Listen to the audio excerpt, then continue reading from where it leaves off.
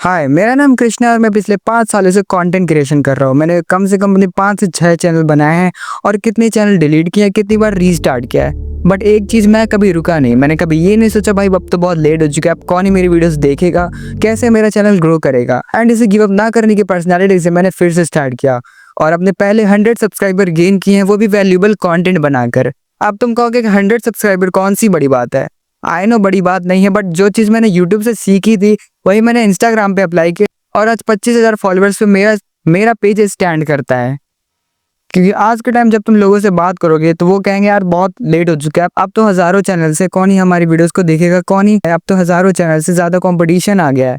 But that is not true. Competition 2020 में भी था, 2021 में भी था एंड 2026 में भी रहेगा। जो लोग 2020 में ये सोच के रुक गए थे भाई अब तो बहुत ज़्यादा कंपटीशन है, रहने देते हैं, आज वही लोग दूसरों के लाखों फॉलोअर्स हिट करते देखते हैं और रिग्रेट करते हैं कि काश यार 5 साल पहले स्टार्ट कर दिया होता। और अगर तुम भी 5 साल बाद ये नहीं कहना चाहते कि काश मैंने भी 5 साल पहले स्टार्ट कर लिया होता, तो आज से ही स्टार्ट करो। लेकिन आप लोग बोलोगे जब हमें कोई देखने वाला ही नहीं है तो यूट्यूब चैनल बनाने का सेंस क्या बनता है। तो सुनो, आज के इस वीडियो में मैं तुम्हें बताऊंगा कुछ डायरेक्ट और इनडायरेक्ट बेनिफिट जो तुम्हें यूट्यूब स्टार्ट करने से मिलते हैं। चाहे तुम्हारे व्यूज आए चाहे तुम्हारे व्यूज ना आए, बट फिर भी ये तुम्हारे फ्यूचर में बहुत काम आने वाला। देखो, जब एक बार तुम्हारे वीडियोस पे व्यूज आने लगते हैं ना, तब तुम लिमिटेड हो जाते हो कि तुम्हारी ऑडियंस को तुमसे एक्सपेक्टेशन होती है कि इस बंदे से में ऐसा कंटेंट मिलता रहेगा एंड तुम प्रेशराइज हो जाते हो और अपनी फुल क्रिएटिविटी का यूज नहीं कर पाते हो और तुम लिमिटेड हो जाते हो और एक रूल्स और बाउंड्रीज बन जाती। लेकिन जब स्टार्टिंग में कोई नहीं देखता तो ना तो बाउंड्रीज होती है, ना रूल्स होते हैं, ना रेगुलेशन होते हैं और तुम अपनी फुल क्रिएटिविटी का यूज कर पाते हो। जैसे बचपन में राइटिंग के लिए बहुत सारे पन्ने वेस्ट किए थे ना, कंटेंट क्रिएशन भी कुछ वैसा ही है। स्टार्टिंग की तुम्हारी बहुत सारी वीडियोस बेकार जाएंगे, लोग नहीं देखना चाहेंगे, बट एक टाइम पे आएगा जब तुम एक अच्छी वीडियो बनाने लग जाओगे एंड जो चीजें तुमने सीखी थी उसी को इम्प्रूव करते जाओगे, जिससे तुम डे बाय डे और बेटर बनते जाओगे। मैं तुम्हें अगर मेरी बात बताऊं तो मैं बहुत ज्यादा इंट्रोवर्ट हूँ, इंट्रोवर्ट था और हूँ, अभी भी हूँ। मैं लिटरली कैमरा के सामने बोल तक नहीं पाता था और भी बहुत अनकंफर्टेबल फील होता, क्योंकि ये मेरे लिए न्यू है। मैं अभी तक फेस कैम वीडियोस नहीं बना रहा था, मैं जस्ट नॉर्मली फेसलेस कंटेंट डाल रहा था एंड वो चल भी रहा था।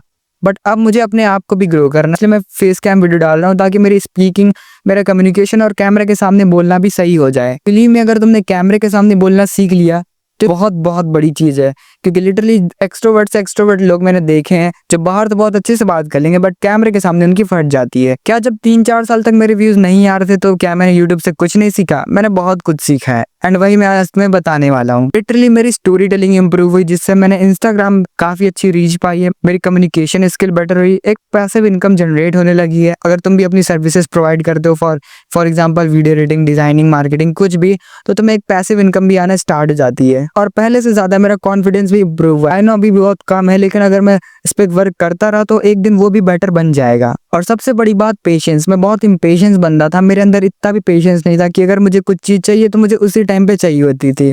बट ये चीज़ मुझे कंटेंट क्रिएशन ने सिखाई कि अगर तुम्हें कुछ चीज़ चाहिए तो उसके लिए वेट करना पड़ता है, उसके लिए पेशेंस रखना पड़ता है। एंड ये सारी चीज़ें मैं तब भी सीख रहा था जब मेरे सब्सक्राइबर्स नहीं आ रहे थे, ना ही मेरे व्यूज़ जा रहे थे। और अब बात करते हैं उन इनडायरेक्ट बेनिफिट्स के जो तुम्हें यूट्यूब स्टार्ट करने से मिलते हैं। लिटरली जब मैंने स्टार्ट किया था तो क्लाइंट्स खुद से आने लगे थे एंड मैंने उनके वीडियोस को एडिट किया और कुछ एंड एक पैसिव इनकम आनी चालू हो गई थी। तुम्हारा एक खुद का पर्सनल ब्रांड बनता है, लोग तुम्हें तुम्हारे फेस से जानते हैं कि इस बंदे से हमें ऐसा टाइप का कंटेंट मिलता है। और याद रखना, एक रिज्यूमे से ज्यादा पावरफुल तुम्हारी फेस वैल्यू होती है। बहुत सारी अपॉर्चुनिटीज सामने से आती है, लोग तुम्हें सामने से पूछते हैं अपने ब्रांड के कोलैबोरेशंस के लिए, अपने प्रोडक्ट के प्रमोशंस के लिए। ऐसे तो मैंने यूट्यूब पे नहीं किया, मैंने इंस्टाग्राम पे किया, बट तुम यूट्यूब पे भी कर सकते हो अगर तुम रेगुलर बेसिस पे कंटेंट बना रहे हो। तुम बहुत ज्यादा क्रिएटिव हो जाते हो, तुम्हें क्रिएटिव बनना पड़ता है क्योंकि तुम्हें वीडियोस बनानी है, रेगुलर बेसिस पे बनानी है, इसलिए तुम्हारे अंदर एक नई क्रिएटिविटी आती रहती है। ये नहीं कि तुम महीने के एक दिन क्रिएटिव हो, दूसरे दिन क्रिएटिव है, बट ये तुम्हारे अंदर रेगुलर चेंजेस आते रहते हैं कि तुम्हें क्रिएटिव बनना पड़ता है।